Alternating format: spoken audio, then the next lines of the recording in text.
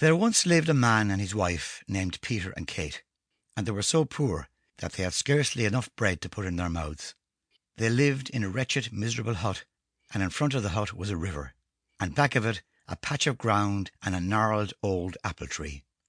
One night, when Peter was sleeping, he dreamed a dream, and in this dream a tall old man dressed in grey and with a long grey beard came to him and said, "Peter, I know that you have had a hard life, and have neither grumbled nor complained, and now I have a mind to help you. Follow down the river until you come to a bridge. On the other side of the river you will see a town. Take up your stand on the bridge and wait there patiently. It may be that nothing will happen the first day, and it may be that nothing will happen the second day either. But if you do not lose courage and still wait patiently, sometime during the third day someone will come to you and tell you something that will make your fortune for you."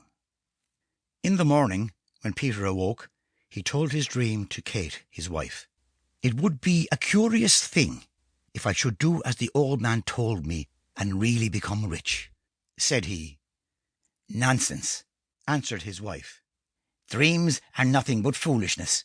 Do you go over to neighbour Godkin and see whether he has not some wood to be cut, so you can earn a few pence to buy meal for tomorrow." So Peter did as his wife told him, and went over to his neighbour's and worked there all day. And by evening he had almost forgotten his dream. But that night, as soon as he fell asleep, the old man appeared before him again. "Why have you not done as I told you, Peter?"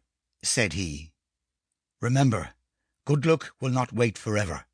Tomorrow do you set out for the bridge and town I told you of, and believe, for it is the truth, if you wait there for 3 days, and make the best of what will then be told you, you will become a rich man." When Peter awoke the next morning, his first thought was to set out in search of the bridge and town of which the old man had told him. But still his wife dissuaded him. "Do not be so foolish," said she. "Sit down and eat your breakfast, and be thankful that you have it. You have earned a few pence yesterday, and who knows but what you may be lucky enough to earn even more today." So Peter did not set out on his journey in search of fortune that day either. But the next night, for the third time, the old man appeared before him, and now his look was stern and forbidding. "Thou fool," said he, "3 times have I come to thee, and now I will come no more. Go to the bridge of which I have spoken, and listen well to what is there said to thee. Otherwise want and poverty will still be thy portion, even as they have been heretofore." With this, the old man disappeared, and Peter awoke. And now it was of no use for his wife to scold and argue. As the old man had commanded, so Peter would do.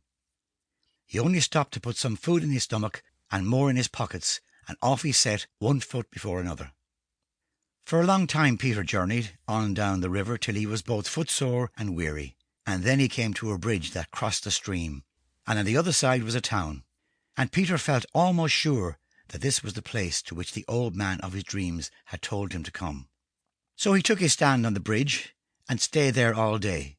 The passers-by stared at him, and some of them spoke to him, but none of them said to him anything that might by any chance lead him on to fortune.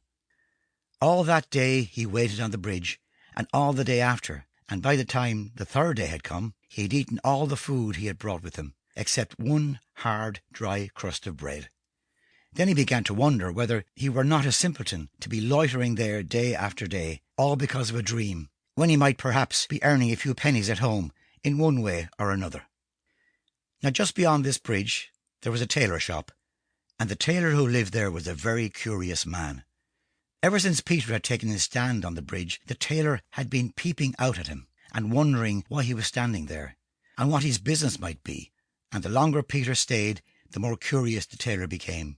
He fussed and he fidgeted, and along toward the afternoon of the third day he could bear it no longer, and he put aside his work and went out to the bridge to find out what he could about Peter and what he was doing there. When he came where Peter was, he bade him good day. "Good day," answered Peter. "Are you waiting here on the bridge for someone?" asked the tailor. "I am, and I am not," replied Peter. "Now what may be the meaning of that?" asked the tailor. "How can you be waiting and still not be waiting all at one and the same time?" "I am waiting for someone, that is true," said Peter, "but I know not who he is, nor whence he will come, nor for that matter, that whether anyone will come at all."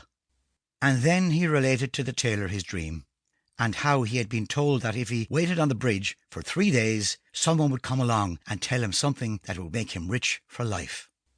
"Why, what a silly fellow you are," said the tailor. "I too have dreamed dreams, but I have too much sense to pay any attention to them. Only last week I dreamed 3 times that an old man came to me and told me to follow up along the bank of the river until I came to a hut where a man and his wife lived. The man's name was Peter and his wife's name was Kate. I was to go and dig among the roots of an apple tree back of this house, and there, buried among the roots of the tree, I would find a chest of golden money. That was what I dreamed. But did I go wandering off in search of such a place? No, indeed. I am not such a simpleton. I stick to my work, and I can manage to keep a warm roof over my head, and have plenty of food to eat, and when I am dressed in my best, there is not one of the neighbours that looks half as fine as I do. No, no, go back to where you belong, and set to work, my man, and maybe you can earn something better than those miserable rags you are wearing now." So said the tailor, and then he went back to his tailor's bench and his sewing. But Peter stood and scratched his head. "A man named Peter, and his wife named Kate, and an apple tree behind the house," said he.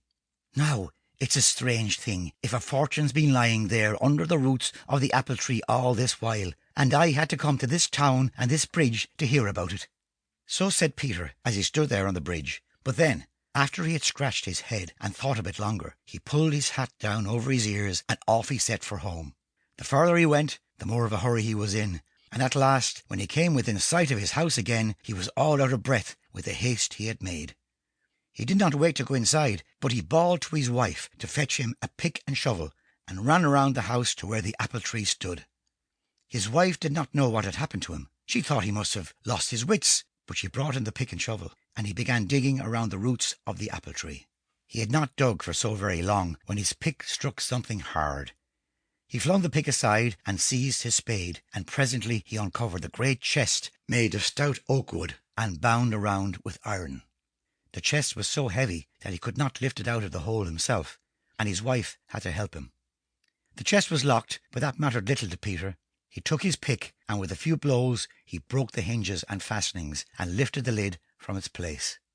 At once he gave a loud cry and fell on his knees beside the chest. He and his wife could scarce believe in their good fortune. It was brimming over with golden money, enough to make them rich for life. They carried the chest into the house and barred the door and set about counting the money, and there was so much of it that they were all evening and part of the night counting it. That was the way good fortune came to Peter, and all by way of a dream. Now he and his wife built themselves a great house, and had fine food, and coaches, and horses, and handsome clothes, and they feasted the neighbours, and never a poor man came to the door but what they gave him as much food as he could eat, and a piece of silver to put in his pocket.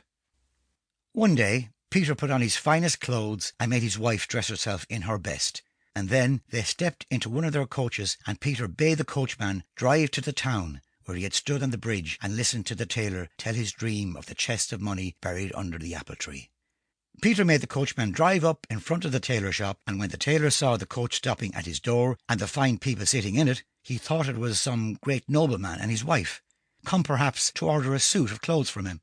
He came out, bowing and smiling and smirking, and Peter said to him, "Do you remember me?" "No, your lordship," answered the tailor, still bowing and smiling. "I have not that honour, your lordship." Then Peter told him he was the ragged fellow who had stood out there on the bridge waiting for good luck to come to him.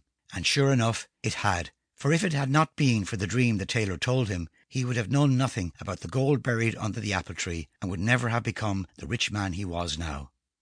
When the tailor heard this tale, he was ready to tear his hair out, for if he had believed his dream, he might have found the gold himself and have kept a share of it. However, Peter gave him 100 gold pieces to comfort him, and ordered a fine suit. He also promised that after that he would buy all his clothes from the tailor and pay him a good price for them. So the tailor too got some good from all the dreaming.